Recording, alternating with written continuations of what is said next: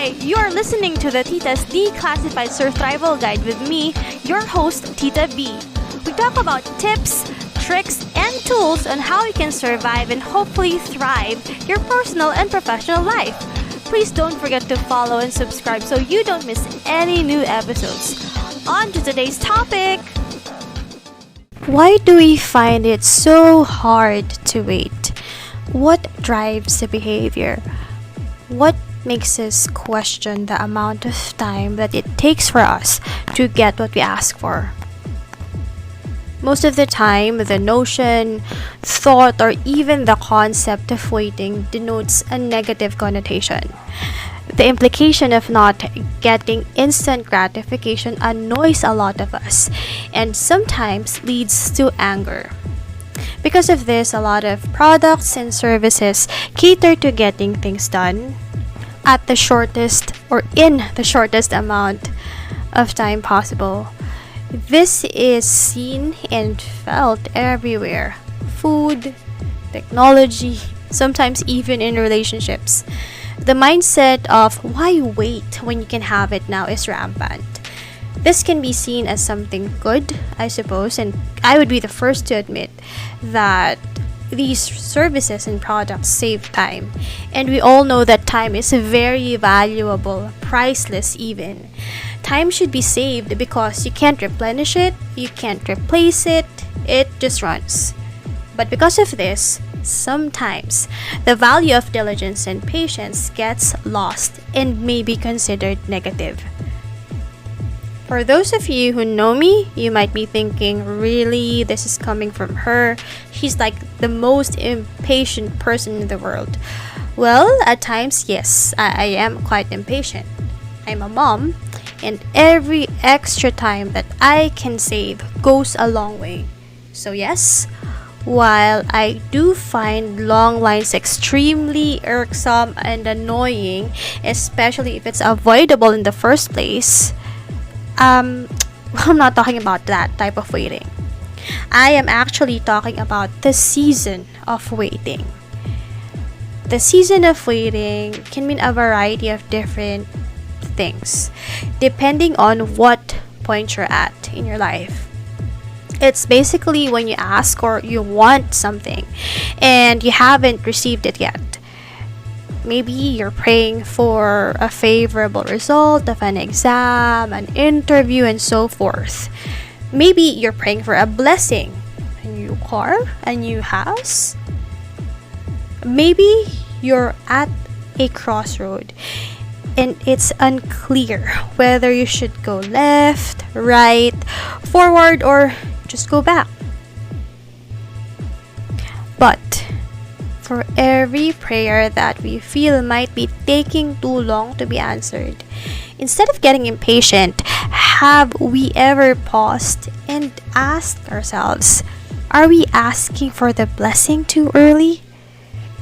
When I was younger, I get frustrated whenever I feel like my prayers haven't been answered.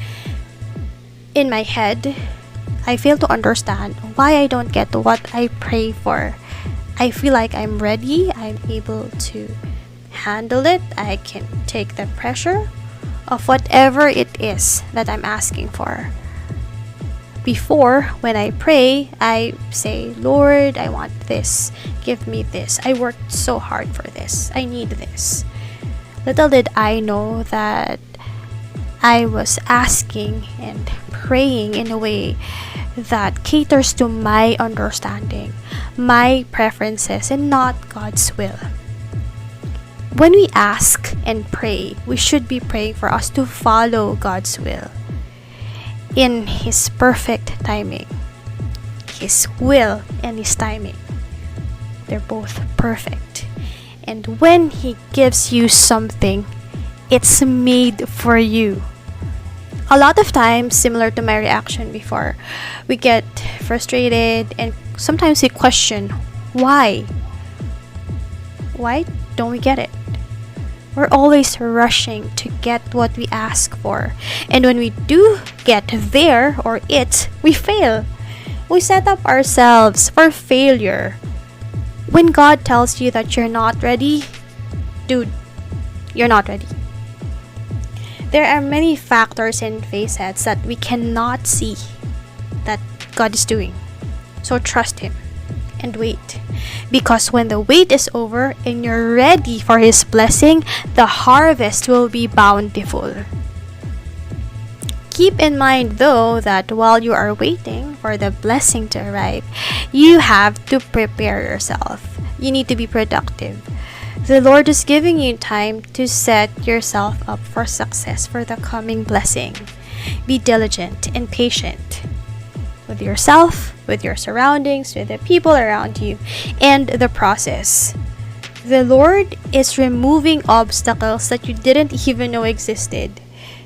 Waiting produces strength of character that you'll be able to use when you enter that door of opportunity that God has opened for you. So thrive during the waiting season by making yourself better. If you want, maybe you can learn a new skill or perfect an old one. Commit to the Lord whatever you do and He will establish your plans. Proverbs chapter 16 verse 3. And pray that as you prepare for the blessings to come, you make decisions by discerning what God is telling you to do. Pray that you don't lean on your own understanding. And pray that you won't be overcome by impatience, because it's very easy to be impatient. You can also use the waiting season to, and I always say this, step back. Yes, you need to pause while in the waiting season. Check out the situation.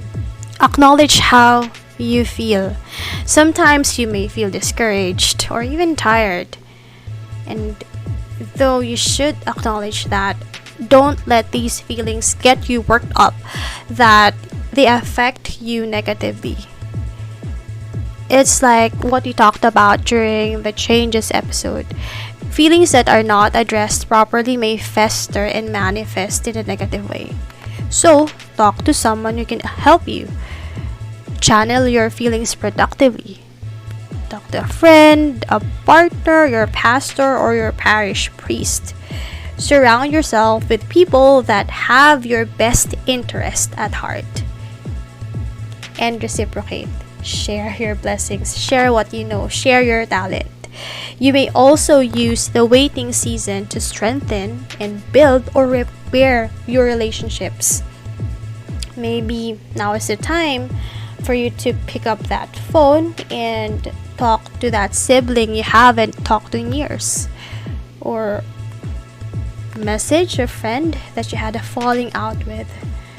Sometimes God uses these times to restore, transform, and renew broken relationships and people. Veer away from mindless fears and worries. No matter what the outcome is, the Lord gives you what you need. Sometimes we don't understand it, but He knows what we need, even before we even realize that we need it. So don't bury yourself in analysis paralysis. Don't overthink what is simple. Instead, seek spiritual strength and mental health wellness. Physical wellness too. And always pray. Pray that you can accept God's plan for you. And by the way, please don't make things worse by comparing yourself with others.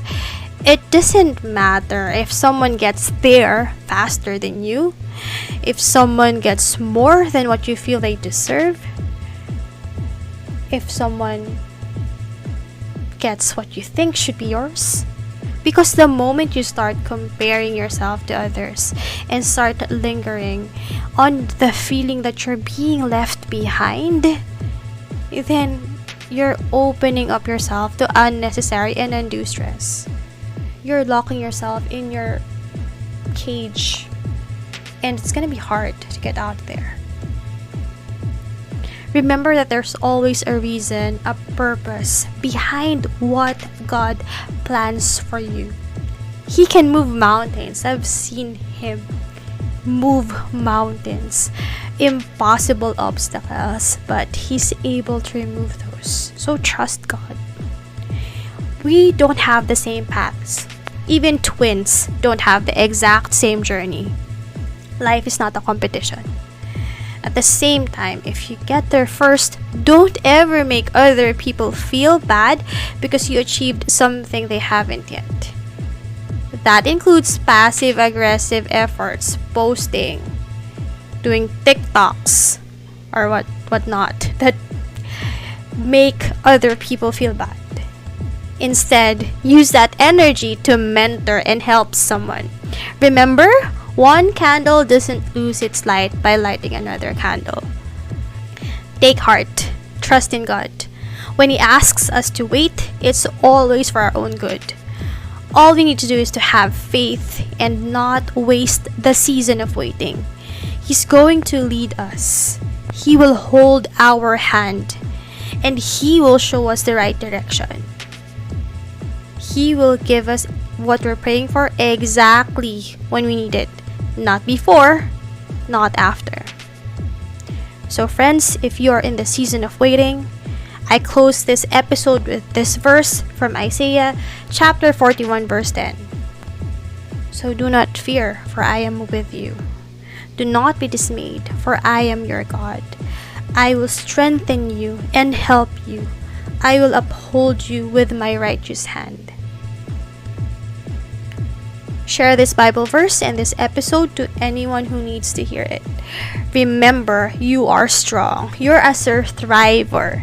Thank you so much for tuning in to our episode. Stay safe and God bless. Disclaimer!